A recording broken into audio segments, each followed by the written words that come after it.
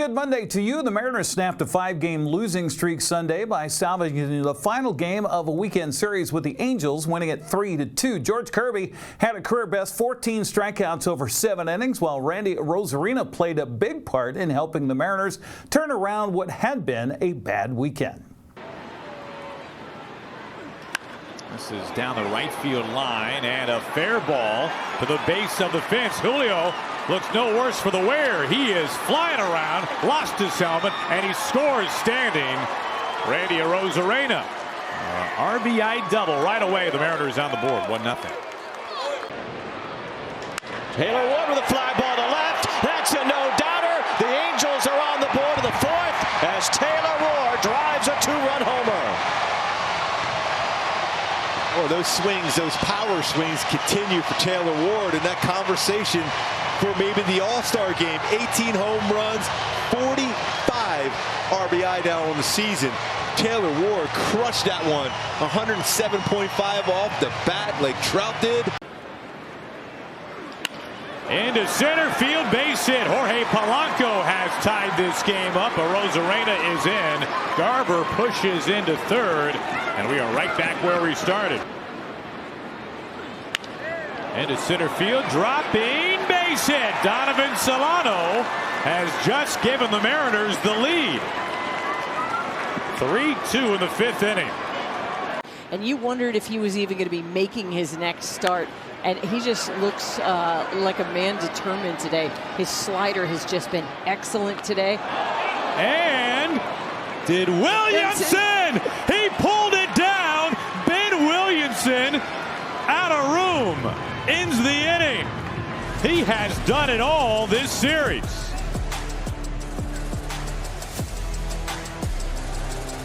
Takes it away from Mitch Garver for out number 3. Fires. He got him. The slider puts Trout away and seals a win for the Mariners. A thriller in Southern California on a pretty historic day for George Kirby. The Mariners hang a W. They go 3-2 the final score. Mitch Garver, the catcher of the day, told Root Sports Northwest Brad Adam that it was great to be on the other end of Kirby's pitching performance. George came out and threw the ball the way he knows how. It's got to be a career high punch outs for him. It is 14. Yeah, it was a really good game plan going in. He came in and with a little chip on his shoulder, and he threw the ball just the way we needed him to. When did you realize that he had special stuff today? You know, when we were perfect through 3, I had a good feeling about it. He threw the heck out of the ball, man, and it was really impressive to see him and go out there and make adjustments when we needed to. I thought the slider was really good today. The 2 heaters played well. We really kept it simple. We didn't stray far from the plan. How fun was that for you to catch George today? I love that. Right? Yeah. As a catcher, I love having an opportunity to catch him and have that big game for him. I'm really happy that he could bounce back after a few tough ones that aren't up to George's standards. That's the guy we know and love right there. Yeah, is it safe to say George is back to being George? I sure hope so. That was a great step in the right direction, man. I'm happy for him. All right, he had 14 strikeouts, his career high. I was just told that you caught 18 strikeouts today. That's a career high for you, so congratulations. Oh, That a lot of swing and miss for those guys. And you guys put together some offense in the 5th. You single, you score, you get a couple runs there, take the lead from Anderson. Just kind of a matter of time against him. A lot of traffic, a lot of runners in scoring position. Yeah, he's tough. He mixes up his game plan when he needs to, and he can audible with the best of them. So you got to be on your toes with him and be able to scratch off a few and give George the lead.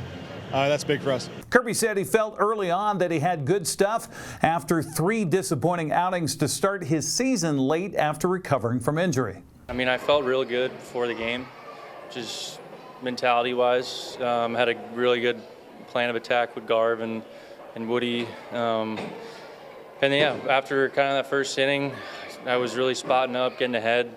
I was like, you know, this is my freaking game, so I'm going to keep bearing down and keep going. So, you know, being able to see some swings and misses, you know, just command the zone, get my slider out of the zone. I think, you know, everything was working really well today. So it's just a great sign just to, you know, as I'm progressing through the season, you know, making each start. So we needed a big one today, and hopefully, you know, this sets the tone for us as we go to Phoenix today.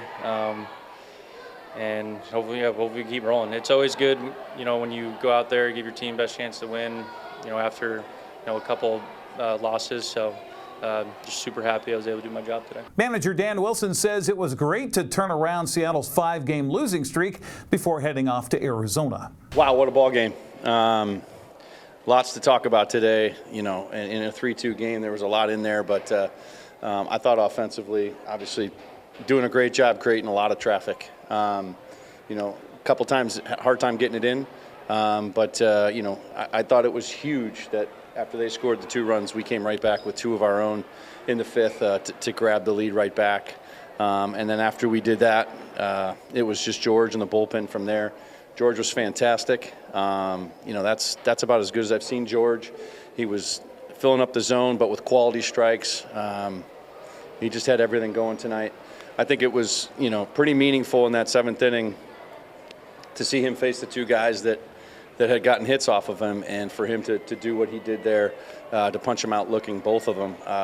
Pretty exceptional work right there. I thought that there was an uptick in his velo there in that last inning. He was leaving it all out there. It was a tight ball game, and he had to make some pitches at different times. But again, that 7th inning tells you a lot. And he just went out there and attacked and had extreme confidence in his stuff. And that was, again, that's a really good outing for George. And I think Randy having fun. Doing some stuff on the bases. We've seen really good defense from him in the outfield. But today was, a big day with his bat and just having fun. And we really needed it today. We, with Cal out of the lineup, we needed as much offense as we could get, and that was a big lift for us. Can't say enough about what our guys did today, how they fought through this, this whole series. It's been a tough series, but taking today was big. Seattle heads for the desert tonight to begin a 3-game series with the Diamondbacks. It'll start at 6:40 on Root Sports Northwest. Well, Seattle entered the weekend trailing Houston by 1.5 games and exit the weekend 2.5 games back. The Astros fell to Cleveland Sunday 4-2. Texas is 5.5 games back of Houston after downing Washington 4-2. Los Angeles is tied with the Rangers 5.5 games back as Texas, while the Athletics remain 11 games back after downing Baltimore 5-1.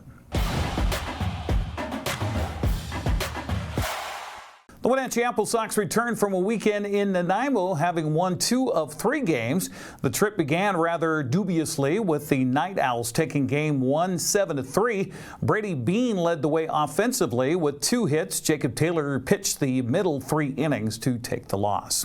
Things went much better for the AppleSox on Saturday with Nate Gray Jr. and Colby Holmdahl hitting home runs in a 9-4 victory. Gunnar Penscover pitched 3 innings to earn the first victory for him on the mound on the season. Penscover then had a 2-for-4 day at the plate and 2 runs and 3 RBIs Sunday in Wenatchee's 10-3 victory. Max Mendez got the start and went 5 innings, allowing 2 runs on 7 hits with 4 strikeouts to earn the victory.